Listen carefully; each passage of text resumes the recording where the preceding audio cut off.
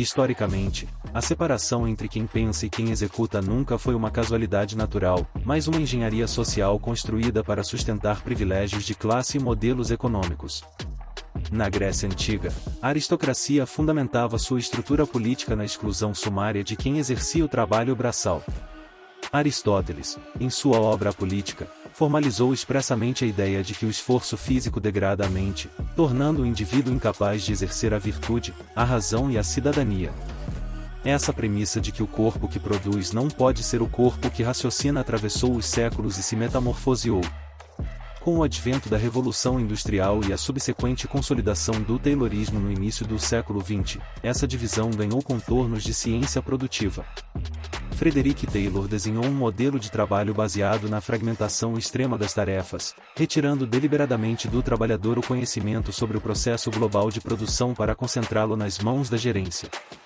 O objetivo declarado era transformar o ser humano numa peça mecânica, previsível e facilmente substituível, destituindo seu trabalho de qualquer dimensão intelectual.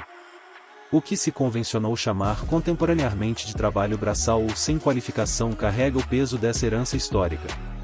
A sociedade moderna condicionou a percepção coletiva a associar o intelecto exclusivamente à posse de um diploma universitário, a um escritório, ou ao domínio de jargões corporativos.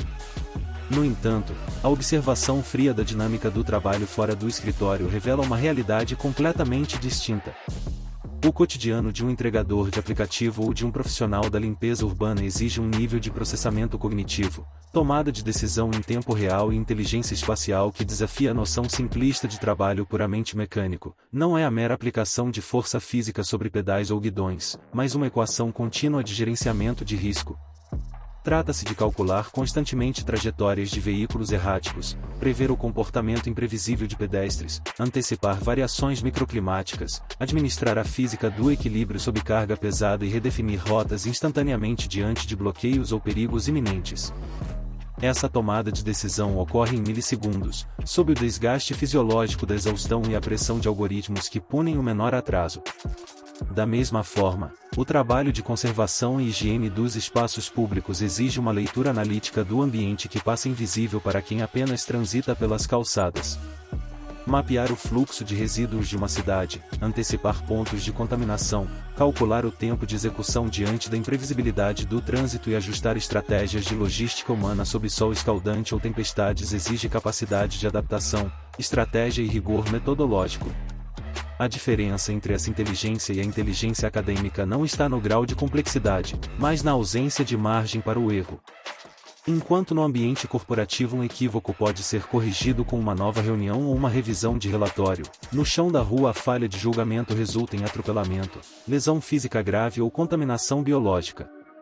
No entanto, a métrica social insiste em rotular essas atividades como primárias, privando-as de prestígio e utilizando a falta de um título formal como pretexto para justificar a precarização e remunerações no limite da sobrevivência. A negação da complexidade intelectual do trabalho essencial cumpre uma função anestésica na consciência urbana. É fundamental para a manutenção da paz de espírito das elites e das classes médias acreditar que a desigualdade de renda reflete uma desigualdade natural de capacidade mental. Trata-se de uma narrativa de autoconforto, para consumir o tempo, a saúde e a energia do outro sem culpa. É preciso primeiro reduzi-lo a uma engrenagem destituída de subjetividade e de sabedoria.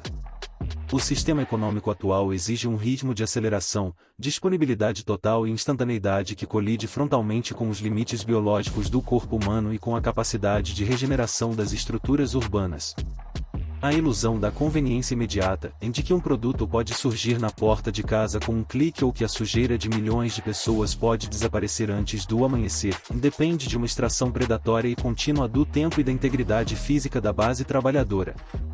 Tratando o ser humano como um insumo infinito e descartável, a lógica do lucro sobrepõe a eficiência à própria preservação da vida.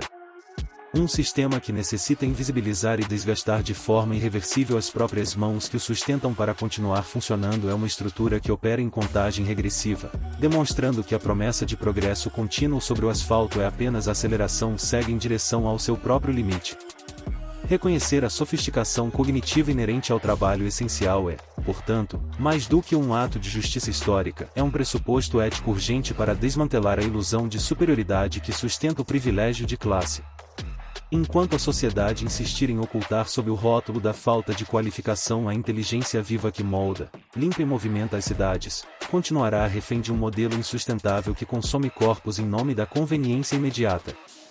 Superar essa engrenagem predatória exige romper com a herança aristocrática que separa o pensar do fazer, admitindo que o verdadeiro progresso humano não nascerá do esgotamento daqueles que sustentam a vida urbana, mas da urgente democratização do valor, do respeito e da dignidade atribuídos a cada forma de trabalho.